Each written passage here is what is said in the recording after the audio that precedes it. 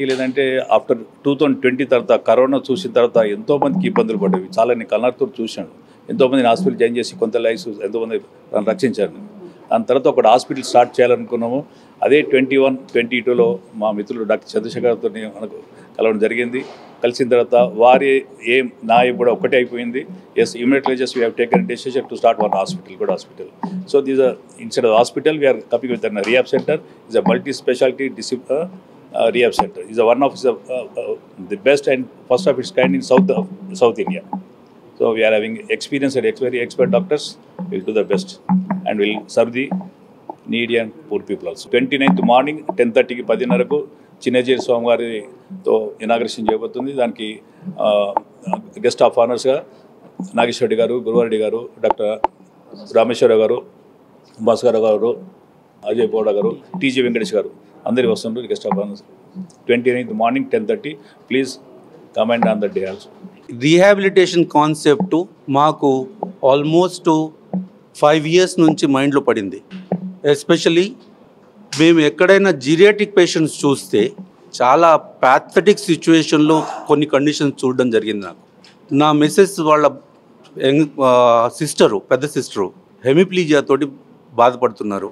వారికి ఎంత ప్రాబ్లమ్స్ ఉన్నాయో నేను కళ్ళారా చూశాను. దాని తర్వాత మా పిల్లలతో మాట్లాడి ఒక రీహాబిలిటేషన్ సెంటర్ స్టార్ట్ చేస్తే ఎలా ఉంటుంది, ఇనీషియల్గా మేము హాస్పిటలే స్టార్ట్ చేద్దాం అనుకున్నాం. కానీ హాస్పిటల్ కంటే రీహాబిలిటేషన్ రిక్వైర్మెంట్ ఎక్కువ ఉంది కాబట్టి అక్కడ మన సర్వీసెస్ ఎక్కువ యూటిలైజ్ అవుతాయి కాబట్టి దాని గురించి ఆలోచించడం జరిగింది.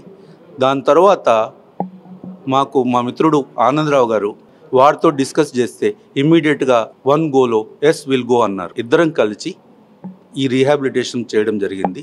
దీంట్లో చాలా చాలా చాలా చదవడము, చాలా చాలా సెంటర్స్ చూడడం జరిగింది. ఎక్కడెక్కడ ఏమున్నాయి, ఏ సెంటర్లో ప్లస్ పాయింట్స్ ఏమున్నాయి అవన్నీ చూసేసి ఢిల్లీలో చూసాము, బాంబేలో చూసాము, బెంగళూరులో చూసాము. మా పిల్లలు కొన్ని చోట్ల చూస్తారు, మేము కొన్ని చోట్ల చూసాము. అక్కడ ఏవైతే ఫెసిలిటీస్ ఉన్నాయో దాని నెక్స్ట్ లెవెల్లో పోదామనే ఉద్దేశంతో ఇక్కడ స్థాపించడం జరిగింది. సో ఈ సెంటర్ని తీసుకొని దాంట్లో అన్ని రకాల ఫెసిలిటీసు యాడ్ చేయడం జరిగింది. దాంట్లో జీరియాట్రిక్ మెయిన్లీ దాని కాన్సెప్ట్, బికాస్ ఇవాళ రేపు ఏజింగ్ ఇంక్రీజ్ అవుతుంది కాబట్టి జీరియాట్రిక్లో మొన్న రీసెంట్గా ఒక పేషెంట్ని, ఆర్థోపెడిక్ పేషెంట్ని ఫ్రాక్చర్ అయిన తర్వాత చేసి ఇంటికి పంపించారు. వాళ్ళు ఎంత ప్రాబ్లం అయిందో నేను కళ్ళారా చూడడం జరిగింది.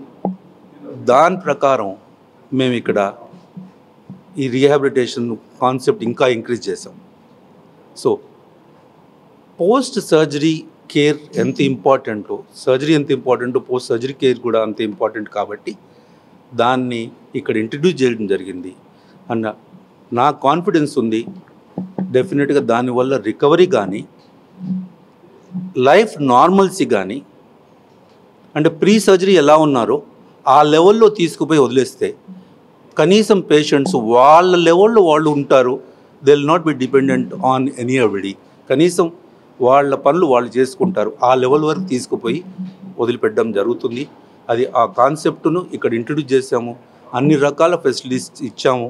దానివల్ల 100% జీరియాట్రిక్ నుండి పీడియాట్రిక్ వాళ్ళు రికవర్ అయ్యి వాళ్ళ నార్మల్సీ ఉండి హ్యాపీగా ఉంటారని మేము కోరుతున్నాం.